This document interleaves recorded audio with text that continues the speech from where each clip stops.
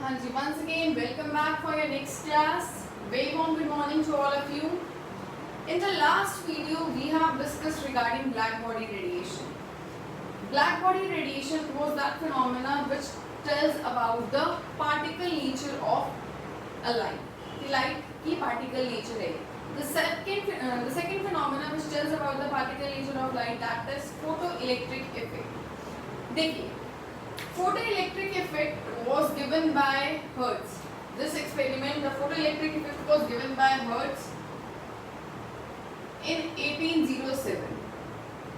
For explaining the photoelectric effect, he conducted some particular experiment. देखिए, experiment को discuss करने से पहले first of all we are going to know what is photoelectric effect.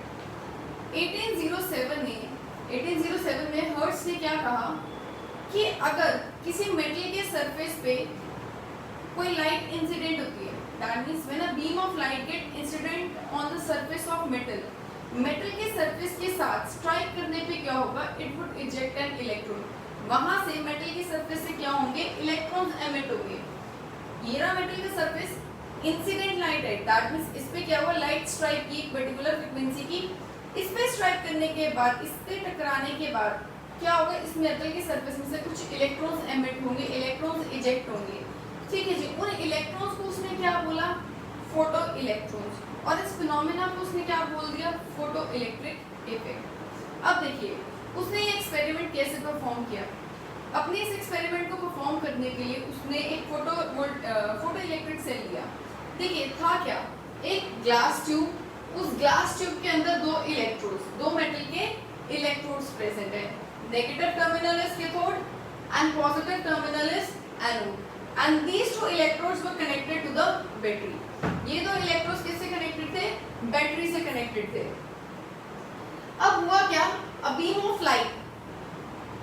of light was allowed to strike on the metallic electrode on the negative terminal. Negative terminal वाला जो metallic electrode है, cathode है, उस पे क्या हुआ, light incident हुई. अब इस मेटल के सरफेस पे, दैट मींस इस मेटल के सरफेस पे टकराने के बाद इस मेटल के सरफेस से क्या इजेक्ट हुए, इलेक्ट्रॉन्स इजेक्ट हुए. उसने इस इलेक्ट्रॉन्स को क्या बोला, फोटो इलेक्ट्रॉन्स, और इस इफेक्ट को क्या बोला, फोटो इलेक्ट्रिक इफेक्ट. इस एक्सपेरिमेंट में उसने ये देखा कि जब कैथोड से बीम ऑफ लाइट जब स्ट्राइक की मेटल के सरफेस पे, उस मेटल के सरफेस से जब इलेक्ट्रॉन्स इजेक्ट हुए, that electrons were moving from cathode to anode. और ये जो फोटो इलेक्ट्रॉन्स यहाँ से इजेक्ट हुए, these electrons were responsible for the formation of current या इलेक्ट्रिसिटी की फॉर्मेशन के लिए रिस्पॉन्सिबल है. ये भी कह लीजिए, इसको फोटो इलेक्ट्रॉन्स इसलिए भी कहा जाता है, these were the electrons which were emitted by photons, जो फोटोन्स ने एमिट किए. फोटोन से एमिट करने का क्या मतलब है कि जब लाइट आ रही है, light consist of small packets of energy, that are photons. उन फोटोन्स में से जो इलेक्ट्रॉन मिले, इस पे स्ट्राइक करने के बाद उसमें से इलेक्ट्रॉन्स इजेक्ट हुए, that's why these are known as photo electron. अब इस एक्सपेरिमेंट को देखते हुए उन्होंने क्या क्या ऑब्जर्वेशंस की. Now we are going to deal with the observations. क्या क्या हमारी ऑब्जर्वेशंस थी, चलिए देखते हैं. First observation was no time lag between striking of light and ejection. No time lag between striking of photons and ejection of electrons. इस बात का क्या मतलब, ये क्या ऑब्जर्वेशन थी. अकॉर्डिंग टू दिस ऑब्जर्वेशन कि जब फोटोन्स इंसिडेंट हुए, दैट मींस जब लाइट इंसिडेंट हुई मेटल के सरफेस पे, उस पे स्ट्राइक की मेटल के सरफेस से, तो within no time, within fraction of time, इस मेटल के सरफेस से जो इलेक्ट्रॉन्स हैं they were ejected. That means बहुत कम time, there was no time lag, कोई ऐसा टाइम डिफरेंस नहीं था कि इतना टाइम लगा उसको. जैसे ही वो मेटल के सरफेस से स्ट्राइक की लाइट, वैसे ही मेटल के सरफेस से क्या इजेक्ट हो गए, इलेक्ट्रॉन्स इजेक्ट हो गए. दैट मींस किसी भी पर्टिकुलर फ्रीक्वेंसी की लाइट अगर मेटल के सरफेस पे स्ट्राइक करती है तो मेटल के सरफेस से एकदम से इलेक्ट्रॉन्स इजेक्ट होंगे। This was the first observation of hertz experiment. Next was threshold frequency. Second is threshold frequency. देखिए फ्रीक्वेंसी का सिंबल क्या होता है, new. New not is threshold frequency, that doesn't matter कि आप यहाँ लगा रहे हैं वहाँ लगा रहे हैं। देखिए threshold frequency is the minimum frequency, सबसे minimum frequency which is required to remove the electron या फिर to eject the electron from the surface of metal. किसी मेटल के सरफेस से इलेक्ट्रॉन को इजेक्ट करवाने के लिए जो मिनिमम फ्रीक्वेंसी है, ठीक है, उसको हम क्या बोलते हैं, threshold frequency. Listen once again, it is the minimum frequency of light required to cause a photo electric effect. Directly हम क्या बोल सकते हैं, फोटो इलेक्ट्रिक इफेक्ट को कॉज करने के लिए जो मिनिमम फ्रीक्वेंसी रिक्वायर्ड है उसको हम क्या बोलते हैं, थ्रेशोल्ड फ्रीक्वेंसी। और फोटो इलेक्ट्रिक इफेक्ट क्या होता है, ejection of electron when the beam of light strike on the surface of metal. जब एक लाइट बीम मेटल की सरफेस से स्ट्राइक करती है तो इलेक्ट्रॉन्स इजेक्ट होते हैं, उसको हम क्या बोलते हैं, फोटो इलेक्ट्रिक इफेक्ट। तो वही बात है, फोटो इलेक्ट्रिक इफेक्ट को कॉज करने के लिए जो मिनिमम फ्रीक्वेंसी चाहिए लाइट को, that is known as threshold frequency. The main thing which we have to keep in mind कि अगर जो देखिए मैंने बोला कि जो मिनिमम एनर्जी मिनिमम फ्रीक्वेंसी चाहिए इलेक्ट्रॉन को eject, that is the minimum frequency. लेकिन जरूरी नहीं है कि जो लाइट है इंसिडेंट हो रही है उसी फ्रीक्वेंसी से हो सकता है वो उससे ज्यादा हो सकता है उससे कम हो सकता है कि वो थ्रेशोल्ड फ्रीक्वेंसी जितनी हो, ठीक है। दैट मींस मैंने क्या बोला, जरूरी नहीं है। अगर मान लीजिए थ्रेशोल्ड फ्रीक्वेंसी x है तो जो ओरिजिनल फ्रीक्वेंसी जिस फ्रीक्वेंसी से लाइट आ रही है वो x से ज्यादा भी हो सकती है, x से कम भी हो सकती है, x जितनी भी हो सकती है। तो दैट मींस अगर जो जिस फ्रीक्वेंसी से लाइट इंसिडेंट हो रही है अगर वो थ्रेशोल्ड फ्रीक्वेंसी से ज्यादा हुई, मैंने बोला जिस फ्रीक्वेंसी से लाइट इंसिडेंट हो रही है अगर वो थ्रेशोल्ड फ्रीक्वेंसी से ज्यादा होती है तो जितनी तो उसको इलेक्ट्रॉन्स को इजेक्ट करने के लिए फ्रीक्वेंसी चाहिए उतनी या कह दे उतनी फ्रीक्वेंसी तो यूज हो जाएगी, ठीक है जी। और जो बची कुछ ही है दैट मीन जो लेफ्ट ओवर फ्रीक्वेंसी है जो नहीं चाहिए थी, फॉर एग्जांपल हम फ्रीक्वेंसी को भी छोड़ के ना एनर्जी की बात करते हैं, क्योंकि देखिए E is equals to h nu, ये आपने प्लैंक्स क्वांटम थ्योरी में पढ़ा है। Energy is directly proportional to frequency, जितनी ज्यादा फ्रीक्वेंसी उतनी ज्यादा एनर्जी। तो कहने का मतलब ये है कि अगर हायर फ्रीक्वेंसी से एक लाइट इंसिडेंट होगी तो उसकी एनर्जी भी ज्यादा है, तो उसमें से क्या होगा कि जिस एनर्जी से लाइट इंसिडेंट कर रही है अगर वो थ्रेशोल्ड एनर्जी से ज्यादा या थ्रेशोल्ड फ्रीक्वेंसी से ज्यादा होती है तो जो बची हुई एनर्जी है, जो बची हुई फ्रीक्वेंसी है, that is used as a maximum possible kinetic energy.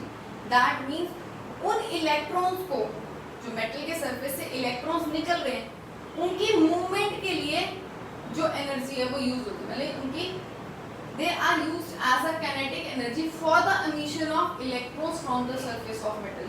Metal के सरफेस से इलेक्ट्रॉन को इजेक्ट करने के लिए it is used as the maximum possible kinetic energy, ठीक है जी। Next third point, that is number of photo electrons या नंबर ऑफ इलेक्ट्रॉन्स इजेक्टेड। देखिए very important point, number of electrons ejected. Obvious है जो इलेक्ट्रॉन इजेक्ट किए हैं उसको हम क्या बोलेंगे, फोटो इलेक्ट्रॉन्स। तो that means number of photo electrons. Photo electrons अपने आप में ही ये चीज बता रहे हैं जो इलेक्ट्रॉन मेटल के सरफेस से एमिट हुए, इजेक्ट हुए। It is directly proportional to intensity of light. तीसरी ऑब्जर्वेशन क्या देखने को मिली कि जो इलेक्ट्रॉन्स मेटल के सरफेस से इजेक्ट होते हैं वो लाइट की इंटेंसिटी पे डिपेंड करते हैं, ना कि फ्रीक्वेंसी पे। ध्यान से सुनना ये बात। थर्ड पॉइंट क्या है, थर्ड ऑब्जर्वेशन क्या है, थर्ड ऑब्जर्वेशन वाज दैट कि जितने भी इलेक्ट्रॉन्स मेटल के सरफेस से इजेक्ट हो रहे हैं उनकी इजेक्शन, उनका नंबर ऑफ इजेक्शन कितने नंबर ऑफ इलेक्ट्रॉन इजेक्ट होंगे ये डिपेंड करेगा किस इंटेंसिटी से लाइट आ रही है, लो इंटेंसिटी से लाइट आ रही है या हाई इंटेंसिटी से लाइट आ रही है। देखिए कोई पर्टिकुलर फ्रीक्वेंसी की लाइट है, वो हाई इंटेंसिटी से भी आ सकती है, लो इंटेंसिटी से भी आ सकती है। तो अगर कोई चीज जोर से टकराएगी तो एकदम से चीजें निकल के बाहर आएंगी, ज्यादा आएंगी, ठीक है। अगर धीरे से टकराएगी तो शायद इजेक्शन उतना नहीं होगा। तो that means frequency of light is same but the intensity of light is different. तो कितने नंबर ऑफ इलेक्ट्रॉन्स इजेक्ट होंगे मेटल की सरफेस पे, इस सरफेस से, it would depend upon the intensity of light. Number of ejected electrons या number of photo electrons frequency पे depend नहीं करते। अब ये देखिए ये ग्राफ जो है ये क्लियरली ये चीज शो कर रहा है, number of electrons ejected and this is frequency. देखिए फ्रीक्वेंसी पे ये ग्राफ डिपेंड नहीं कर रहा। ये लो, ये कह लीजिए high intensity light, this is low intensity light. आप क्या देखेंगे कि हाई इंटेंसिटी लाइट पे नंबर ऑफ इलेक्ट्रॉन्स इजेक्टेड जो है वो ज्यादा है और लो इंटेंसिटी लाइट पे नंबर ऑफ इजेक्टेड इलेक्ट्रॉन्स कम है। तो that means number of photo electrons या number of electrons which have been ejected from the surface of metal, it directly depend upon the intensity of light and it is independent of frequency. frequency पे depend नहीं करता। So this was the third observation। वहीं अगर हम fourth observation की बात करें, fourth observation ये कहती है कि जो इलेक्ट्रॉन्स इजेक्ट हो रहे हैं, थर्ड ऑब्जर्वेशन ये थी कि जो इलेक्ट्रॉन मेटल के सरफेस से इजेक्ट हो रहे हैं वो तो इंटेंसिटी पे डिपेंड कर रही है, लेकिन फोर्थ ऑब्जर्वेशन कहती है जो काइनेटिक एनर्जी है, ठीक है, the kinetic energy of photo electrons, kinetic energy of photo electrons या फिर kinetic energy for the ejection of electrons, it depend upon the frequency of light. ये लाइट की फ्रीक्वेंसी पे डिपेंड करता है but it is independent of intensity, और ये चीज इंटेंसिटी पे डिपेंड नहीं करती, ये चीज इंटेंसिटी पे डिपेंड नहीं करती। देखिए ऐसा क्यों? Kinetic energy is a type of energy. Kinetic energy क्या है? It is a sort of energy. Planck quantum theory के according energy is equals to hν, frequency के डायरेक्टली प्रोपोर्शनल, ठीक है जी। तो दैट मींस अगर फ्रीक्वेंसी ज्यादा होगी तो काइनेटिक एनर्जी ज्यादा होगी, या काइनेटिक एनर्जी भी छोड़िए, कोई भी एनर्जी हो, फ्रीक्वेंसी ज्यादा होगी तो एनर्जी ज्यादा होगी, फ्रीक्वेंसी कम होगी तो एनर्जी कम होगी। It would not be depending upon the intensity of light, it would depend upon frequency of light. तो दो ये चीजें आपको बेसिक ऑब्जर्वेशन है जिसमें कंफ्यूजन हो सकती है। जो नंबर ऑफ फोटो इलेक्ट्रॉन्स हैं वो डिपेंड करते हैं इंटेंसिटी पे, वो फ्रीक्वेंसी पे डिपेंड नहीं करते। लेकिन जो काइनेटिक एनर्जी है फोटो इलेक्ट्रॉन्स की, it depend upon the frequency but it does not depend upon the intensity, या फिर we can say that it is independent of intensity of light. तो इसके लिए हमारे पास जो ग्राफ्स हैं वो ग्राफ क्लियरली ये चीज स्टेट करते हैं। अगर ये बात कह रहा है कि काइनेटिक एनर्जी फ्रीक्वेंसी पे डिपेंड करती है तो हमारा ग्राफ जो हमें देखने को मिलेगा that would be like this.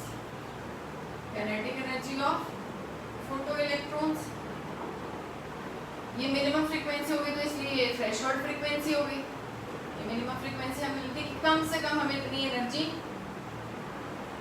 इतनी फ्रीक्वेंसी चाहिए इलेक्ट्रॉन्स को इजेक्ट करने के लिए। जैसे जैसे फ्रीक्वेंसी बढ़ती जाएगी kinetic energy of electrons would increase.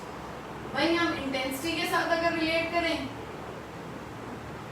Photo electrons तो इट इज इंडिपेंडेंट, तो ग्राफ कैसा होगा? कांस्टेंट, क्योंकि कोई फर्क ही नहीं पड़ रहा। So these were the 4 observations which have been identified by whom? Hertz in his experiment, ठीक है जी। In the next video we will discuss about the explanation which was given by Einstein to tell about the particle nature of light, ठीक है जी। So this was the first part of photoelectric effect. In the second video, we will discuss the second explanation on the basis of Einstein. Till then, thank you so much. Keep studying.